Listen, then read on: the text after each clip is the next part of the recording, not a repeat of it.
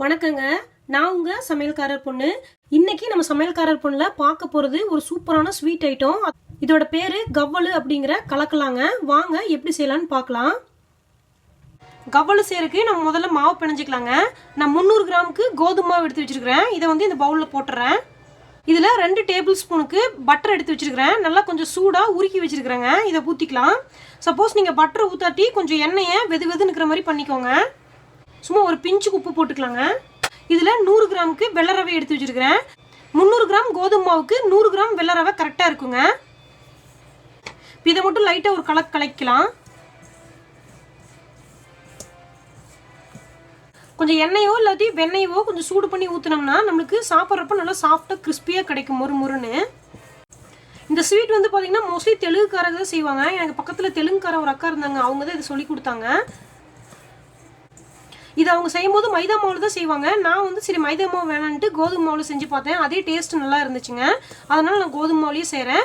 Suppose உங்களுக்கு பிடிச்சிருந்தா ஒரு டைம் மைதா மாவில் செஞ்சு பாருங்கள். நல்லா இருந்துச்சுன்னா மறுபடியும் நெக்ஸ்ட் டைம் செய்யும்போது பாதி கோதுமை மாவும் பாதி மைதா மாவும் கலந்துக்கலாம். இதில் 1/4 லிட்டருக்கு தண்ணி எடுத்து வச்சுருக்கிறேங்க. கொஞ்சம் சப்பாத்தி மாவு பார்த்துக்கு கொஞ்சம் கொஞ்சமாக ஊற்றி பிணைஞ்சிக்கலாம் கெட்டியாக.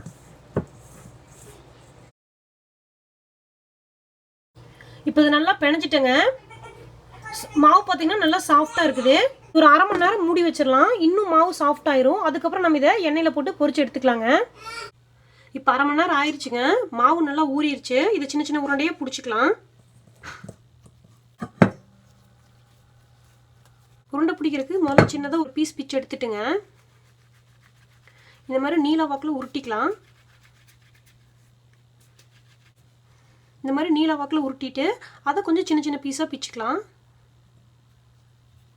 இதை 2 கையில் போட்டு உருட்டினோன்னா கொஞ்சம் தள்ளி வச்சு உருட்டினாங்கன்னா 2 உருண்டை அழகாக கிடச்சிரும். இப்போ இதை இந்த பிளேட்டில் எடுத்து வச்சிடலாங்க. இப்போ மீதிக்கிற எல்லா மாவுலையும் இதே மாதிரி உருண்டை பிடிச்சிக்கலாம். அப்படி 2 உருண்டை பிடிக்கிற கஷ்டமாக இருந்துச்சுன்னா இந்த மாதிரி ஒரு உருண்டையாகவும் நம்ம செஞ்சுக்கலாம்.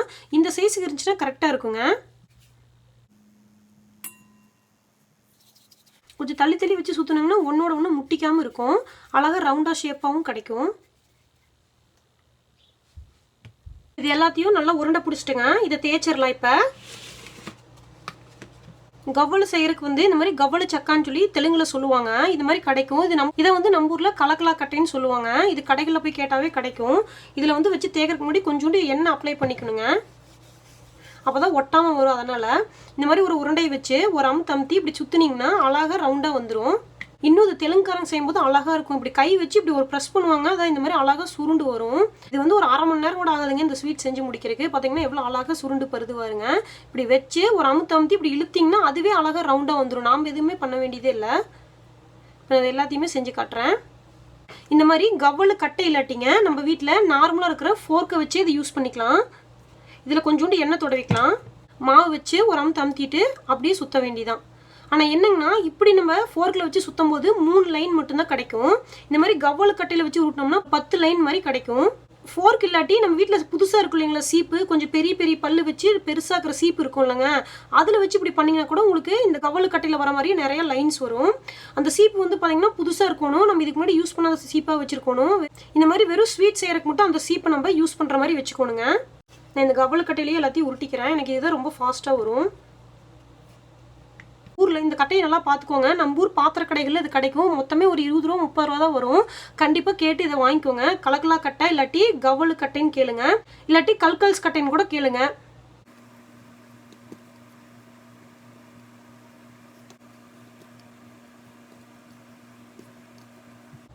இது வந்து காரமும் உப்பு மிளகாய் இப்படி போட்டு செய்யலாம். பட் எனக்கு அதை விட இந்த இனிப்பு கவ்வலு தான் பிடிக்கும்ட்டு நான் எப்பவுமே இந்த மாதிரி வெள்ளைப்பாக காய்ச்சி தான் அதை செய்வேங்க. இப்போ இது எல்லாத்தையும் பொரிச்சு எடுக்கிறதுக்கு நான் அடுப்பில் எண்ணெய் ஊற்றி வச்சுருக்கிறேங்க. எண்ணெய் சூடாகட்டும். அதுக்குள்ளே மீதி இருக்கிறதையும் நம்ம கொஞ்சம் உருட்டி எடுத்துக்கலாம். இப்போ எண்ணெய் நல்லா சூடாயிருச்சுங்க. நம்ம உருட்டி வச்சுக்கிற கவ்வலெல்லாம் எண்ணெயில் போட்டு பொரிச்சு எடுத்துக்கலாம்.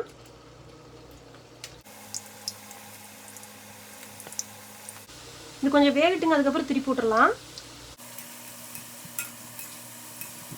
அப்படியே திருப்பி போட்டு எல்லா பக்கம் நல்லா பொன்னிறமாக வர மாதிரி வேக வச்சு எடுத்துக்கலாங்க. இப்போ இது நல்லா பொன்னிறமாக வந்துருச்சுங்க. கொதியும் கொஞ்சம் அடங்கிருச்சு. இது எல்லாத்தையும் எடுத்துடலாம். இது அந்த அளவுக்கு எண்ணெய் குடிக்காதுங்க. குழந்தைகளுக்கெல்லாம் ரொம்ப பிடிக்கும் செஞ்சு கொடுத்தா. இப்போ மீதி இருக்கிறதையும் போட்டு எடுத்துக்கலாம். இப்போ எல்லா மாவையும் நல்லா சுட்டு எடுத்துட்டேங்க. இதுக்கு நம்ம வெள்ளைப்பாகு காய்ச்சிடலாம். அதுக்கு அடுப்பில் நான் ஒரு பேன் வச்சிடுறேன். இதில் 300 கிராமுக்கு வெள்ளத்தை கொஞ்சம் பொடிச்சு வச்சுருக்கிறேன். 300 கிராம் மாவுக்கு 300 கிராம் வெள்ளம் கரெக்டாக இருக்குங்க. இதில் 1/4 டம்ளர் கூட இல்லை, அதை விட கொஞ்சம் கம்மியாகவே தண்ணி ஊற்றுங்க. இந்த வெள்ளம் நல்லா உருகிட்டுங்க, கம்பி பதம் வரணும்.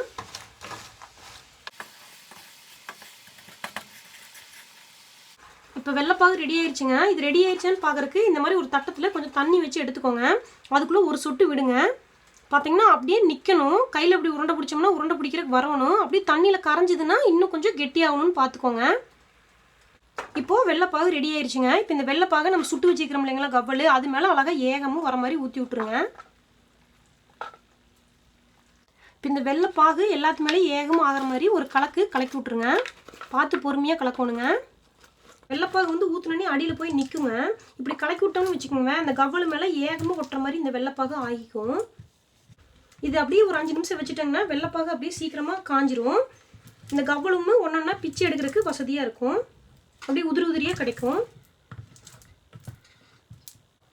இது லைட்டாக ஆறிடுச்சு. இப்போ ஒன்றொன்னா பிச்சு எடுத்தோங்கன்னா நம்மளுக்கு தனித்தனியாக வந்துடும். இது வேற ஒரு பாத்திரத்தில் கூட நம்ம எடுத்து வச்சுக்கலாம். இதை அப்படியே எடுத்து ஒரு ஏர்டைட் டப்பாவில் போட்டு வச்சிட்டிங்கன்னா மொறுன்னு அப்படியே இருக்குங்க. இது மேலே நம்ம வெள்ளைப்பாகு சூடாக ஊற்றணும் இல்லைங்களா, இதை நம்ம இப்போ சாப்பிட்டு பார்த்தோம்னா கொஞ்சம் சாஃப்டாகிற மாதிரி தான் இருக்கும். கொஞ்சம் நேரம் ஒரு 1/4 மணி நேரம் அந்த மாதிரி விட்டுட்டாங்கன்னா வெள்ளைப்பாகும் இந்த கவ்வலும் நல்லா ஆறுனதுக்கப்புறம் சாப்பிட்டிங்கன்னா கொஞ்சம் அப்படியே கொஞ்சம் கடுக்குன்னு இனிப்பு முறுக்கு சாப்பிட்ற மாதிரி சூப்பராக இருக்கும். இதை நீங்கள் நினச்சதும் செஞ்சிடலாம். இதுக்கு போட்ட எல்லா பொருளுமே நம்ம வீட்டில் இருக்கிறதா. இந்த கட்டை மட்டும், இந்த கவ்வளு கட்டை மட்டும் நம்ம இல்லாட்டி ஒன்றும் பிரச்சனை இல்லைங்க. நான் செஞ்சு காமிச்ச மாதிரி ஃபோர்க்கு இல்லாட்டி சீப்பு எல்லாத்து வீட்லேயுமே இருக்கும். அதில் செஞ்சு கொடுங்க, உங்கள் குழந்தைங்க விரும்பி சாப்பிடுவாங்க. இவ்வளோதாங்க, ரொம்ப சூப்பரான கவ்வலு ரெடி ஆயிடுச்சு. கண்டிப்பாக இந்த கவ்வலுங்கிற கலகலாவை உங்கள் வீட்டில் செஞ்சு பாருங்கள். எப்படி இருந்துச்சுன்னு உங்கள் கமெண்ட்ஸ் எனக்கு சொல்லுங்கள். இந்த வீடியோ உங்களுக்கு பிடிச்சிருந்தா சமையல்காரர் பொண்ணுக்கு சப்ஸ்கிரைப் பண்ணுங்கள். நான் இன்னொரு சூப்பரான வீடியோவோட உங்களை சந்திக்கிறேன். தேங்க்யூங்க.